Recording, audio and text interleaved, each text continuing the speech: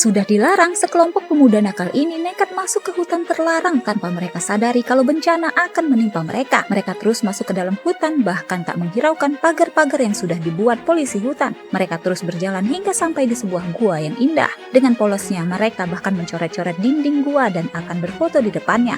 Saat itulah tiba-tiba satu di antara mereka terjeblos masuk ke dalam lubang. Semua orang langsung terpaku, belum bisa mencerna apa yang baru saja terjadi. Bahkan yang ada di atas tidak tahu kalau Subas sudah jatuh. Lalu mereka panik dan memanggil-manggil Subas. Sempat-sempatnya mereka mengira kalau Subas lagi jahil.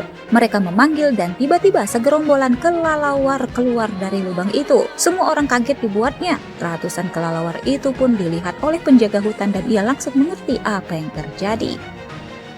Sekelompok pemuda ini semakin panik dan berusaha mencari cara untuk menyelamatkan teman mereka. Mereka coba untuk memanfaatkan flash kamera untuk melihat seberapa dalam lubang itu. Tak sengaja sebuah batu jatuh masuk ke lubang itu. Mereka mendengar bagaimana batu itu terus terjun ke dalam lubang sambil sesekali terbentur, hingga suaranya makin lama makin hilang. Maka mereka pun sadar kalau lubang itu sangat dalam dan mungkin Subas sudah meninggal. Satu di antara mereka jadi histeris dan dibawa menjauh dari lubang itu.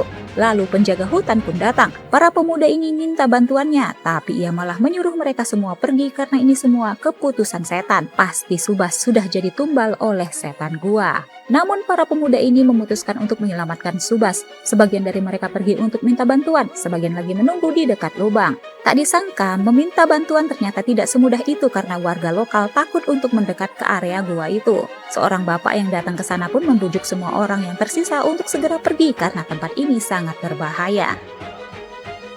Tiba-tiba angin kencang berhembus, dedaunan gugur dan langit pelan-pelan gelap. Air hujan gerimis namun dengan cepat menjadi deras. Kelompok yang lain malah sudah terjebak hujan deras di jalanan. Mereka ngebut ingin ke kantor polisi dan hampir saja bertabrakan dengan mobil lain.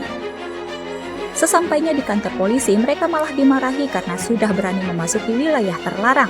Sudah 13 orang terperosok lubang yang memang banyak di area gua itu dan tidak ada satupun yang selamat. Mereka memohon untuk polisi datang ke sana menyelamatkan Subas.